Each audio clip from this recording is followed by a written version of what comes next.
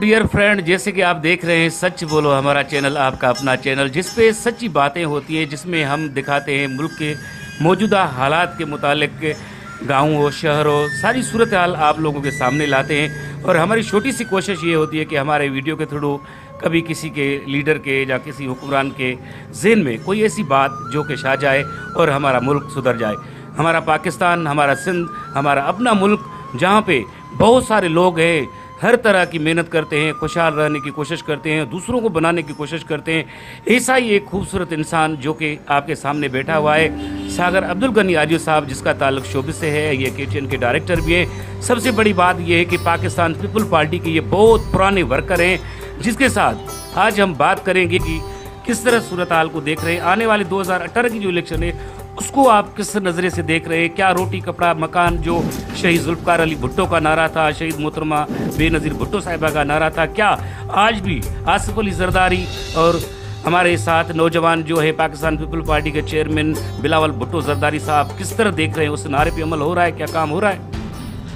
Sir अलीगौर Sheikh साहब, मैं एक आपको बात बताऊं कि जो मोहतरमा बेनज़ीर भुट्टो के दौर में या शहीद जुल्फ़िकार अली भुट्टो के दौर में नारा लगा था रोटी कपड़ा और मकान, पीपल्स पार्टी का वही मंशूर है, अभी भी वही मंशूर है। पीपल्स पार्टी ने बहुत रोज़गार दिया हुआ है, कोई मसला नहीं है। आसिफ जरदारी साहब का, बिलावल भुट्टो साहब का या फरियाल ठाकुर साहिबा का जो मंशूर है उस पर वो भी कायम है, वर्कर भी कायम है। लेकिन थोड़ा फ़र्क हो गया है कि 3 लीडर जो हैं हमारे, अभी चेयरमैन साहब हैं बिलावल भुट्टो जरदारी, या कोच चेयरमैन आसिफ अली जरदारी साहिबा, और लेडीज़ विंग पाकिस्तान की प्रेसिडेंट हैं, और जो है मैडम फरियाल ठाकुर साहिबा, या बख्तावर भुट्टो साहिबा है, या आसमा भुट्टो साहिबा है। ये आजकल जो हो गया है, ये जो ट्रेंड चल रहा है कि हम मैडम फरियाल ठाकुर के साथ हैं, हम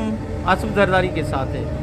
ये पार्टी में ऊपर नीचे की बात नहीं है। पार्टी में सारे जो ये ग्रुप बंदी की बात करें, ये ऊपर कोई ग्रुप बंदी नहीं है। नीचे जो बंदे हैं यानी हमारे MP MNA, वो इसलिए ग्रुप बंदी कर रहे हैं कि हमें जो टिकट देगा वो आसिफ जरदारी देगा, जो मुझे टिकट देगा वो बिलावल भुट्टो साहब देगा।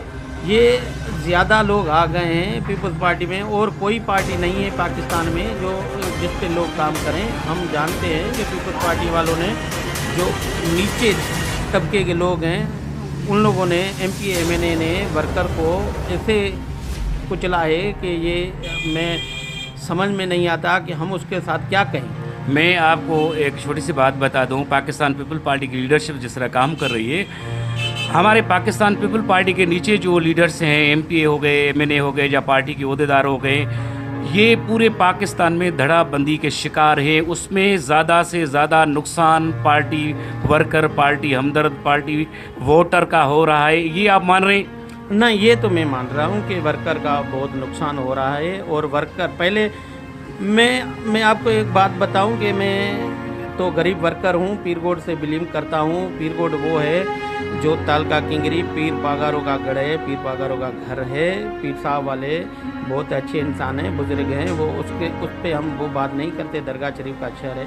लेकिन मोहतरमा शहीद बेनज़ीर भुट्टो ने कहा था पीपल्स पार्टी का एक वर्कर पीरगोड का 100 वर्कर के बराबर है।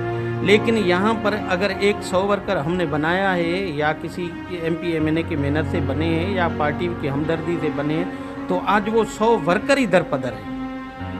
आप दुरुस्त फरमा रहे हैं, आप दुरुस्त फरमा रहे हैं। लेकिन जितनी भी पाकिस्तान पीपल पार्टी के वर्कर हैं, और वर्कर का किरदार लीडर से ज़्यादा होता है, तो पार्टी में हमेशा जिस तरह का सियासत हो रही है पाकिस्तान के अंदर, वही पीर, वही वडेरे, वही चौधरी, वही सियासी मुर्शिद आ रहे हैं, ओहदे भी उनको दिए जा रहे हैं, MP MNA की टिकट भी उनके दिए जा रहे हैं। तो वर्कर की हैसियत जो है वो ऐसे समझो टिश्यू पेपर की तरह इस्तेमाल रही है। उस पर आप क्या समझ रहे हैं? आप खुद पुराने वर्कर हैं। मैं आपको बताऊं, मैं पीरगोड का बिलीव करता हूं ना, तो यही बात कर रहा हूं। मैं अभी इसी वक्त खुद टिश्यू की तरह इस्तेमाल हुआ हूं। मुझे किस लोगों ने इस्तेमाल किया या नहीं किया, लेकिन ये लोग कोई सोचते हैं ये फलाने ग्रुप में है या फलाने ग्रुप में मैं किसी ग्रुप का मेंबर नहीं हूं, ना किसी ग्रुप में हूं। मैं पीपल्स पार्टी का वर्कर हूं। मेरी जान कुर्बान है पीपल्स पार्टी के नाम पे। और वर्कर जितने भी नीचे वाले वर्कर हैं, मैं नीचे गरीब वर्कर था, उधर भी मेरा कदर नहीं हुआ।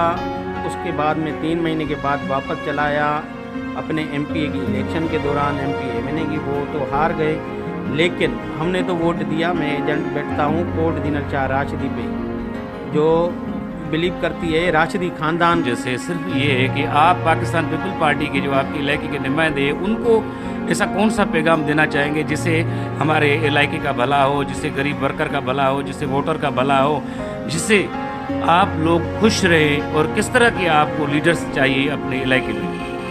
हमें एक तो जो लीडर चाहिए वो हमारी पसंद के नहीं आते, क्योंकि हमारी पार्टी का हुक्म आँखों पे होता है। जो भी पार्टी हुक्म देती है ना, ये लीडर है, इसको वोट देना है, हम आंखें बंद करके वोट देते हैं। ये हमारा पार्टी का फ़लसफ़ा है कि हम आंखें बंद करें, उस पर एतमाद करें या कुछ भी करें। लेकिन मैं बिलावल भुट्टो जरदारी साहब को और आसिफ अली जरदारी साहब को, मैडम फरियाल टालपुर को ये रिक्वेस्ट करूँगा कि आप थोड़ा नीचे आके वर्करों से कुछ पूछें, कुछ करें, तो वर्करों की क्या ख्वाहिश है। मैं ऐसे कहता हूं कि मैं अभी 10 साल हो गए हैं पीपल्स पार्टी में, जो हुकूमत को, पीपल्स पार्टी की हुकूमत को सिंध में 10 साल हो गए हैं। मैं 10 रुपये का फ़ायदा नहीं ले सकता, 10 रुपये का फ़ायदा नहीं लिया है मैंने।